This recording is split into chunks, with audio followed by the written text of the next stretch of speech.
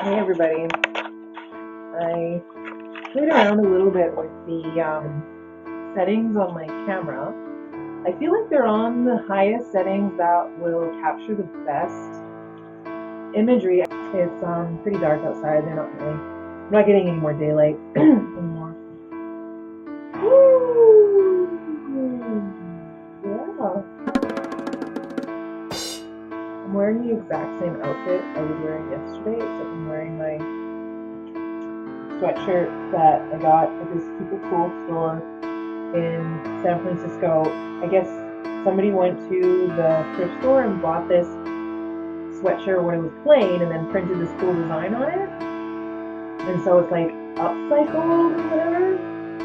I was out today and I had to go to Canadian Tire to get some things and Best Buy to get a USB drive, and when I was at Canadian Tire, one of the girls there stopped me and was like, "I love your ring," and I was like, "That's so nice of you." We had a good little chat, and I wish I had one of my Larissa LaRue business cards on me to give to her, but I didn't, because, oh well, hopefully through that one little moment of connection, she'll end up finding my videos. She's a pretty rad chick, so she seemed like the kind of person that would enjoy the videos.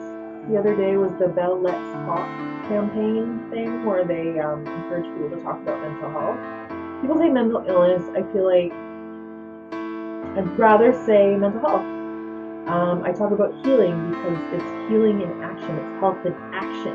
You want to talk about something, you want to talk about it as it's happening.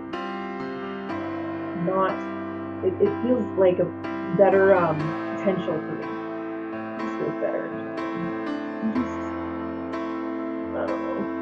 I don't know about my hair. It just goes out of my head. It feels like a completely different entity than me. I feel like it's its own person with its own personality. It does what it wants. I kind of have to just go along with it. I think I mentioned earlier that doing these videos really helps me with my being in my physical being, because it's this positive reinforcement of I am a physical being. I find that my energy, when I get really excited about things, my energy makes the electronics in my life work less good. It's a little warm right now. It's a little warm. I did take my iron pills.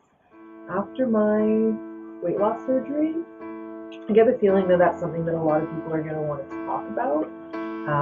I thought about doing video, blog stuff right from the beginning, but I just did not have the energy for it. I did not have the confidence for it.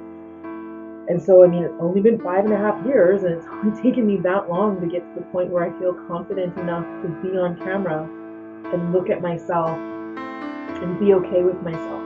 I wasn't in that space before now. And even as I make these videos, my insecurities come up, and I have to look at them, create space for them, and breathe them out. Breathing is so important for healing. I wish I didn't have to wear my glasses all the time, but I do. I had contact lenses earlier in the year, or last year I had contact lenses. No, in 2016, for about last 3 months of 2016 and the first 3 months of 2017. And it was good, but I got little styes in my eyes. At the time I had another roommate, and she was very noisy, and I would have to leave my door open for my cat. And so if I did that, I could hear her clomping about, and that was really challenging for me to sleep. So I would sleep with something over my eyes, so at least the light wouldn't bother me. But when I did that, my eyes would get grumpy, because it would just change the setting, how my eyelid would sit, and the oils and fluids would not flow in my skin properly, and I'd get little styes, little infections, and it just wasn't really healthy for me. Oh, my cat's being really cute right now. Of course, she stops as soon as I put the camera down. Keep being cute. You're being so cute just now. I feel bad for people who live in Vancouver and limit themselves. A lot of people will say, "Oh, I can't have a pet because I'm not allowed pets." What if you manifested a landlord who does allow pets? What if you envisioned a scenario where you were allowed to have pets and you made it for yourself? What if you did that? What if you could have a pet? What if you made it happen? I believe in you. I believe that you are a divine, celestial being that can do anything and have anything you want and reach any goal. Yesterday I was talking about getting out of breathing into your chest and getting into breathing into your belly, but you can obviously expand that.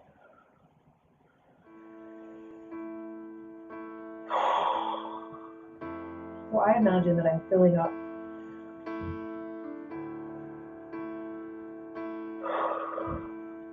the bottom of my belly first, and then the top, and then the top of my lungs, sorry, the bottom of my chest and then the top of my chest. There's this series of books by Jacqueline Carey, called The Crucial Legacy, and it's set in Earth-like Alternaverse, set in France mostly. Well, actually, the characters go all over the world, and the first 6 books are set in the same time area, and then there's another 3 books, there's 9 in total. So the first 6 are in one era, and the last 3 are about 100 and so years after that, and one of the characters goes from what is now Scotland and England to France and then to China, and she learns how to breathe.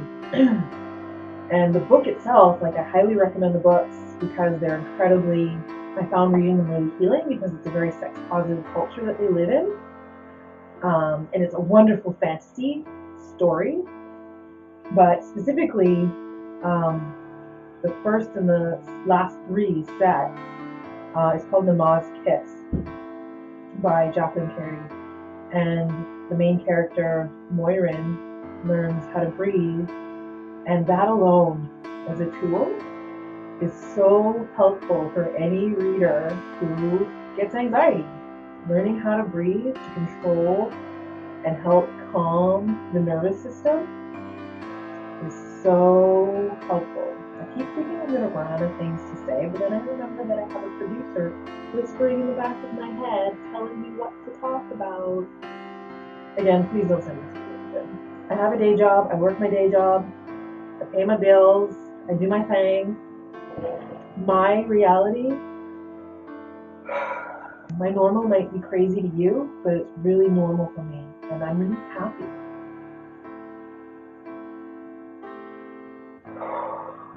I mentioned in another video that if I hadn't grown up a fat kid, I might have been a stripper because I have such a strong sense of sexuality and I expressed it very young, and I believe that that is what got me into trouble and got me into experiences where I had my sexuality crushed. I had a lot of heteronormative, oppressive rules put on me forcibly, and I lived in them for a very long time. I didn't learn to express my sexuality in a positive way until I was in my 20s. I didn't accept or let myself explore alternate sexualities other than the heterosexual paradigm until I was in my 30s. And even now, I accept that my path as a being, as a physical being, is meant to reproduce, I believe that. And that I have to be so careful when I share my body sexually with partners, male partners, because it could get me pregnant. And I don't want to get pregnant by accident. I don't want to get pregnant by the wrong person. And so, I abstained from sex until I was in my 20s because I was so paranoid about having an accidental baby. I didn't want to have an accidental baby. But also, my spirit guide is devout and Luke, and so I'm not surprised at all that she pushed the whole wait for marriage thing on me when, and I believe in marriage, but I also believe in choosing, choice, being allowed to choose what you want. So yeah, it's a funny, weird kind of journey that I've been through in terms of my sex life, my sexuality. I mean, I believe, like, my parents were both very and are very sexual people, and they flirted with one another very selectively, they kept their sex life very separate from their parents' lives. I never heard them. I never walked in on them. As far as I knew, they only had sex to have babies, except for that occasionally they flirt with each other. And I feel like the way they raised me doesn't reflect how I feel about sex, because I was terrified of expressing myself for so long. And so that's kind of how I built this picture of my history. Even though I had no distinct memories of being sexually abused, I had visceral reactions of terror every time I experienced arousal. That's not normal. And, I could go on for a very long time about that. I feel like it's very important for me to share this, because especially now with Me Too and Time's Up movements, it's important that we share our stories, because especially men don't get how often it happens. They really don't get how often it happens and how detrimental the things that they say and do can be to women and girls especially. And so it is really important to share our stories to help educate men and also help to support women who you don't feel like you're ready to share your story, but hearing someone else's story will help you feel more confident about just accepting your story or understanding it. Then, yeah, I feel empowered. I feel like I do have a voice. I do need to share my story, even though it scares the crap out of me. I live to push my boundaries of my own comfort zone, because how else do I know? How else will I know what I'm capable of if I don't push that edge?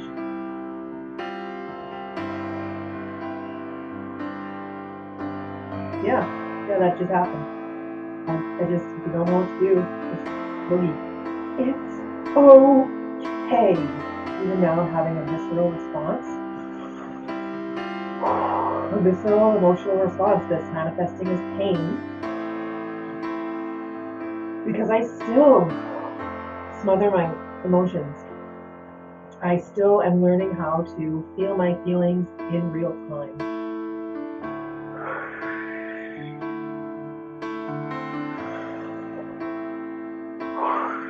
I feel like at the beginning of every episode, I need an intro that states you might get triggered by watching this. Just the breathing exercises alone. Because so many people are suffocating themselves. Just feeling the big whoosh of watching me breathe. And feeling it come through you, through the camera, through the ether, might make you lightheaded. And so, yeah, I need to make that note to my editor. I need to tell her before I let her watch the videos, like, it might trigger you. It might trigger everybody. I also want a little written at the beginning of every video that I am so thankful to the ancestors of this land for letting us live here. I feel like we could be having way worse earthquakes and way worse just general everything. But I feel like the ancestors here are letting us be here with a certain amount of safety, because their people still live here too. And I'm really thankful that I'm thankful for all the indigenous people that are still here. I mean, it's their land. They belong here. They deserve to be here. We're the ones that are, imposters. We're the ones. I'm all immigrant, baby. Well, I might be a little bit First Nations. I might be a little bit Métis, because I do come from French Canadian history. And I feel really thankful that we are here. That I don't like how colonialism built the country. I don't like how the Canadian government treated Indigenous peoples, and they're still being treated poorly. But I'm so thankful that we're being permitted to be here. I talked earlier about my immigrant status. I mean, my father only became a Canadian citizen after he married my mom. And so he said he did that because traveling with a Canadian passport, and I'm sure there are other reasons. I mean, he knew he was going to stay here for the rest of his life. Traveling with a Canadian passport versus an American or a Trinidadian one is a lot easier. So it just seemed logical to have that passport. And I'm really thankful that that was even an option. Oh, I'm being told to tell the story about the Komagata Maru. Back in, I think it was early 1900s, like 1919, 19 teens sometime, around the time my grandmother was born, a ship full of Indian immigrants left India, and they sailed across the oceans. I'm guessing they took a southerly route, and months and months later, they arrived in the Burrard Inlet in Vancouver. The name of the ship was Komagata Maru. Look it up.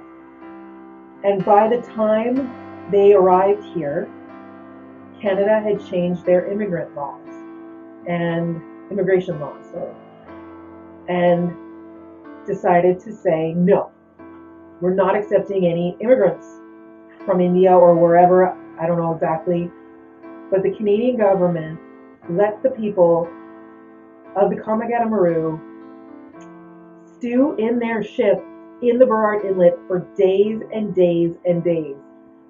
No food, no water, in their own waste for days upon days. That is the kind of thing we need to atone for.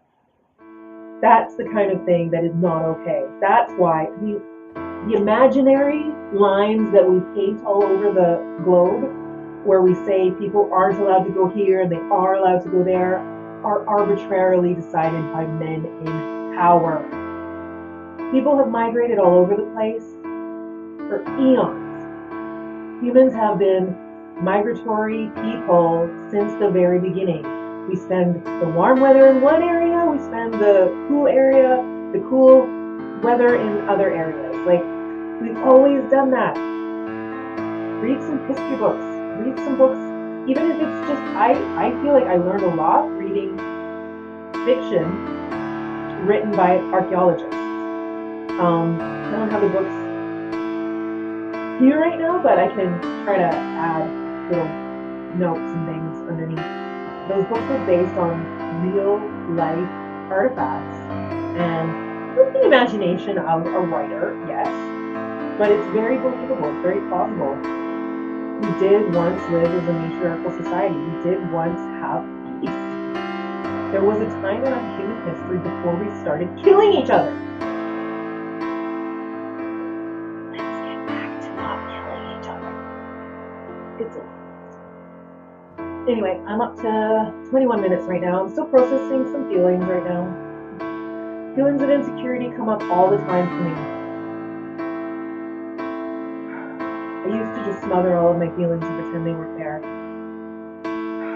But now I learned by reading, I find his name hard to pronounce, Thich Nhat Hanh, from somewhere in Asia. He's a Buddhist monk, and he writes books about, like, bettering yourself and healing. And I think the last one that I read by him is Peace of Mind. He lives in France, in Plum Village, I think was where he said. And he talked a lot in that book about talking to your feelings, not smothering them, creating space for them, saying, I accept you, I see you, but I don't need you.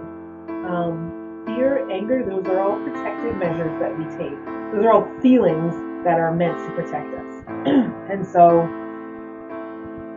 when you look around yourself and you acknowledge that I'm feeling anxious, I'm feeling afraid, but I'm not under any current threat, it's a whole lot easier to navigate when you really check in with your body, check in with your environment, and be in the moment.